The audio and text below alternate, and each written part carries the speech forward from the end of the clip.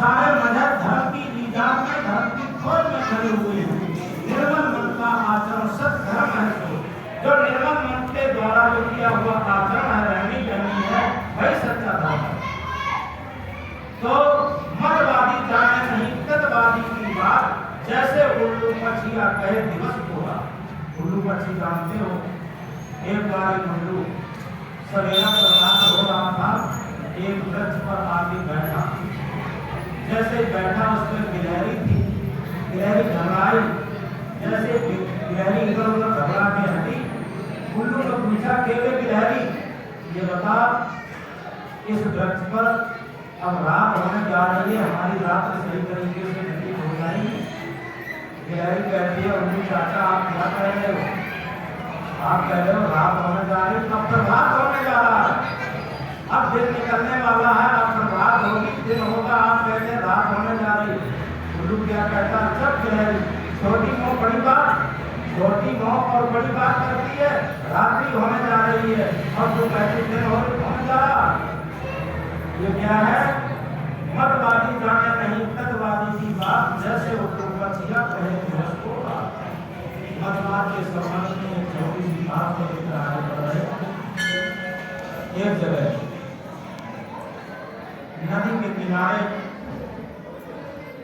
एक महात्मा अपनी झोपड़ी लगाए बैठे थे।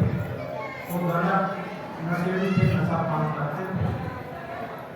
तो 4 लोग वहाँ आए और वो बच अपने खूब नशा में और मत हुए, सकड़ के नशा किया।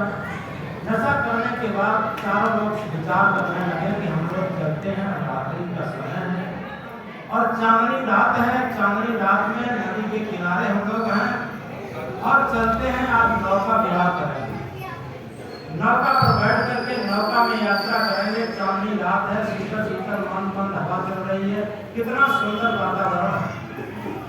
तो चारों जो नशा किए थे वो जाकर के थोड़ी दूरी पर एक घाट था, वहां नाव थी। चारों लोग नाव पर बैठ जाते हैं नशा, और जो लोग पतवार ले लेते हैं, पतवार एक आदमी ले लेता, एक आदमी बल्ली ले लेता। उस पर पतवार भी था, बल्ली भी थी। बारी बारी से 4 लोग खेलने लगे, कोई पतवार चलाता है, कोई बल्ली चलाता है, और ये सब चलाते चलाते पूरी रात चलाए नंबरवार। अब धीरे धीरे उनका नशा भी उतर रहा है, इधर का रात होने को हुआ, सवेरा होने को हुआ।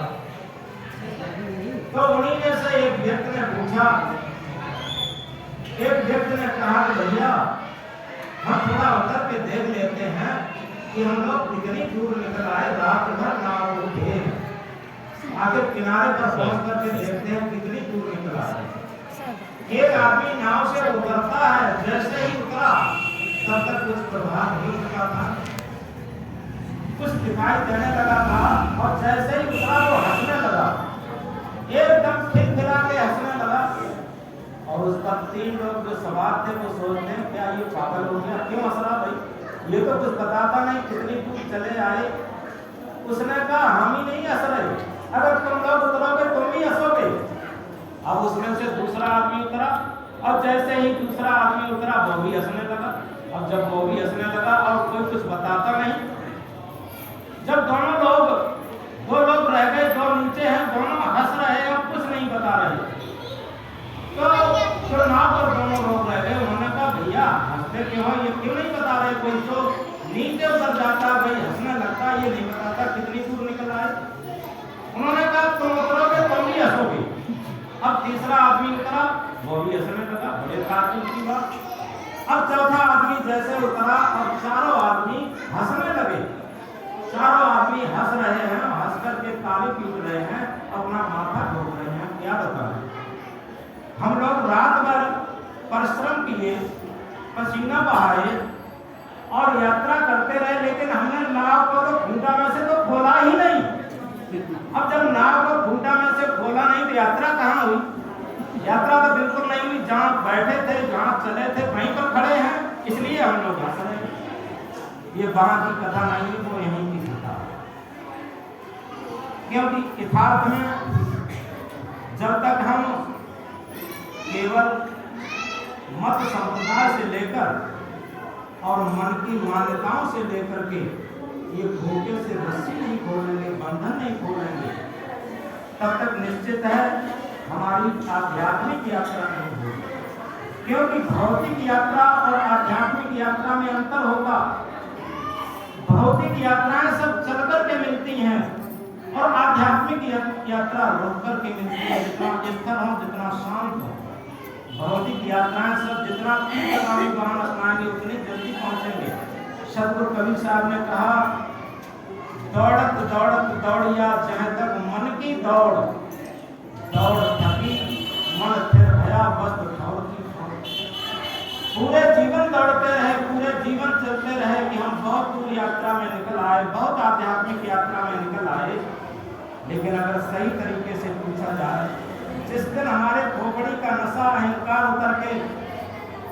उतर जाएगा, उसी दिन हम उन्हीं नशेड़ियों की तरीके से हंसेंगे। आखिर हमने बंधन तो खोला ही नहीं, हमने नाव को खूंटे में से खोला ही नहीं, और हम कह रहे थे कि हम यात्रा कर रहे हैं। हम यात्रा कब कर रहे हैं? तो इस तरीके से यथार्थ में जब तक हम रजोगुण तमोगुण सत्वगुण के खूंटों से और मतवादी खूंटों से, अहंकार के खूंटे से अपनी अंतर यात्रा रूपी नाव को खोलेंगे नहीं, मुक्त नहीं करेंगे। और उसी के लिए तो हम शुरू में मंत्र कह रहे थे, उसी की तरफ चल रहे हैं।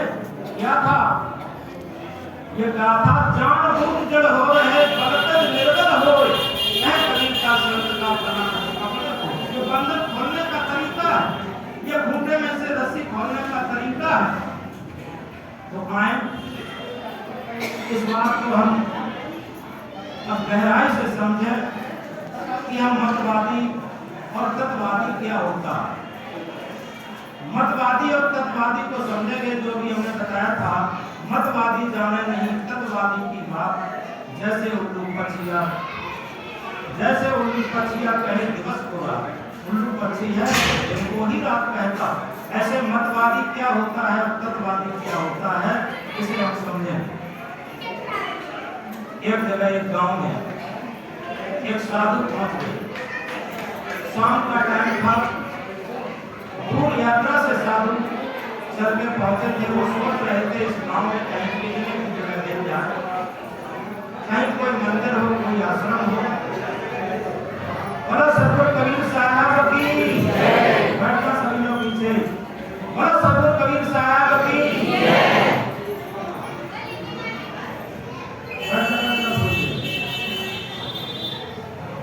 तो साधु पहुंचे थे, बहुत दूर से चलकर थे।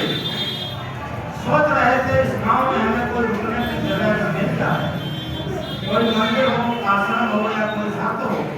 तो उन्होंने गांव के किनारे एक व्यक्ति से पूछा, भैया गांव में कोई आश्रम या मंदिर है, या आश्रम मंदिर न हो, कोई ऐसा भक्त हो जो हमें रात भर मिला ले, सुबह को हमें प्रस्थान करना है। तो उस व्यक्ति ने कहा कि भैया अब गांव से पश्चिम की तरफ चलो, हम आपको ले चलते हैं स्वयं। वहाँ एक बूढ़ी माता है, वो भक्तिमती माता है और साधु संत आते रहते हैं उनके यहाँ। उनका पूरा परिवार भक्त है और वो बहुत भक्त है, और उन्हीं के यहाँ आप भोजन भी लेना और उन्हीं आप विश्राम भी करना। तो साधु को लेकर के वो व्यक्ति माता जी के यहाँ पहुंचा। जैसे ही माता जी ने देखा और माता जी बहुत खुश हो गई, बहुत प्रसन्न हो गई। माता जी ने साधु को एकदम आसन लगाया, आसन लगा करके एकदम पानी दिया, उन्होंने हाथ पैर धुले और इसके बाद लाकर के जलपान दिया। जलपान कराने के बाद ये कहा कि महाराज जी आप अंदर बैठिए, हम भोजन को तैयार कर रहे थे। तुरंत माता जी ने भोजन तैयार किया और भोजन तैयार करने के बाद कहा कि महाराज जी भोजन तैयार है, आप भोजन खा लीजिए। तो उस साधु ने कहा कि माता जी पहले अपने ठाकुर जी का भोग लगाऊंगा और इसके बाद भोजन करूंगा। माता जी ने कहा ठीक है। माता जी एक थाली में थोड़ा भोजन ले आती है, वो अपने साथ अपना भोग वगैरह लगा करके जब निवृत्त हुए तब माता ने उनको भोजन कराया, साधु को भोजन कराया और भोजन कराने के बाद स्वयं माता जी ने भोजन किया। अब साधु सोच रहे थे कि माता जी जब भोजन कर लेंगी तो हो सकता है थोड़ी बहुत चर्चा भी, ज्ञान चर्चा हो, सत्संग चर्चा हो, भजन कीर्तन कुछ हो, ये सोच रहे थे। माता जी ने भोजन करने के बाद वो क्या करती हैं, उनके मन में एक बात आ रही थी, आखिर इन साधु को हम कैसे जागृत करें, कैसे चिताएं। तो वो क्या करती हैं, घर के बाहर गली में एक बिजली का खंभा लगा था, उस पर एक बल्ब लगा था। उस बल्ब की रोशनी में माता जी कुछ ढूंढ रही हैं, खोज रही हैं, बार बार खोज रही हैं, इधर से उधर, इधर से उधर। साधु ने देखा बहुत देर हो गई माता जी को खोजते खोजते खोजते खोजते। आखिर साधु ने पूछ ही लिया, माता जी आपका क्या हो गया है, बहुत टाइम हो गया आपको खोजते खोजते, और क्या हो गया, आप क्या ढूंढ रही हैं?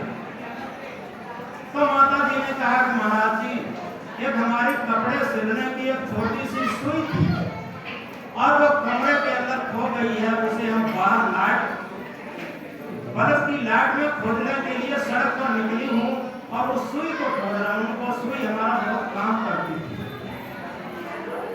तो साधु ने कहा, माता जी क्या तुम्हारा दिमाग तो खराब नहीं हो गया, तुम्हारी बुद्धि तो बदला नहीं गई है? माता जी ने पूछा क्यों? वो इसलिए जो चीज कमरे के अंदर खोई है वो सड़क पर बाहर कैसे मिल सकती है? वस्तु अंतर खोजे अंतर कैसे आगे हाथ, वस्तु तभी पाई है जब भेदी रहे साथ। वस्तु अंत है, खोज तुम अंत रही हो, कैसे साथ वस्तु मिलेगी? अरे वस्तु तो तब मिल सकते हैं जब भेदी को साथ नहीं मिलेगा। अरे जो चीज अंदर खोई है बाहर सड़क पर कैसे मिल सकती? माता जी ने क्या कहा, थोड़ा गौर से सुनेंगे। माता जी ने कहा, निज से पृथक दृष्टि जड़ में, निज से पृथक दृष्टि जड़ में, भगवान खोज से मिल जाए, भगवान खोज से मिल जाए, तो निश्चित है साधु जी मेरी सुइया भी बाहर मिल जाए। यानी अपनी आत्मा से अलग बात बोलने से परमात्मा मिलता तो इससे कभी सुई थी तो घर में बोलिए बाहर। तो साधु के अंदर कभी कोई मानता है खुश होती है, उसका अहंकार बनता है, ठीक है ये मानना छोड़ता, लेकिन फिर भी बात कही, माता जी तुम घर में बैठी रहती हो, बड़े बड़े तीर्थों में चल करके देखो, सब बड़े बड़े मंदिर हैं, वहाँ पर भगवान। तो माता जी ने कहा क्या? माता जी बोली, साधु जी करो चेत एक ठाम, साधपुरी हम देखिया देखे चारों धाम। माता जी कहते हैं साधु जी ऐसा मत मानो, नहीं तो कहते बाहर चल करके। माता जी बोली, साधु जी करो चित्त एक ठाम, सातपुरी हम देखिया देखे चारों धाम, देखे चारों धाम सबन में पत्थर है और पानी, कर्मन के बस पड़े मुक्ति की रहा भुलानी। चलत चलत पग थके छीन मई अपनी काया, काम क्रोध नहीं मिटे मैं बैठ कर पहुँच न आया, पलटू चांद से पचनुए घट में है वो राम, सातपुरी हम देखिया देखे चारों धाम।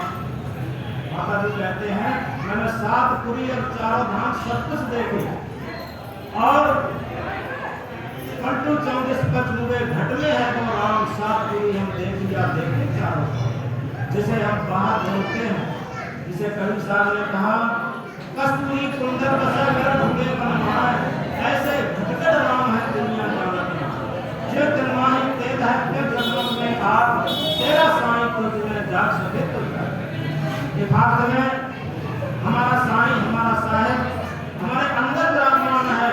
हमें केवल जागृत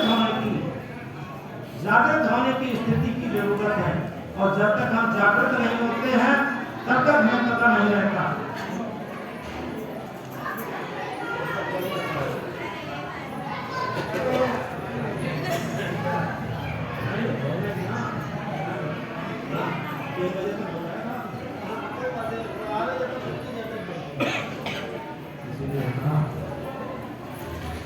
तो इस तरीके से इतिहास में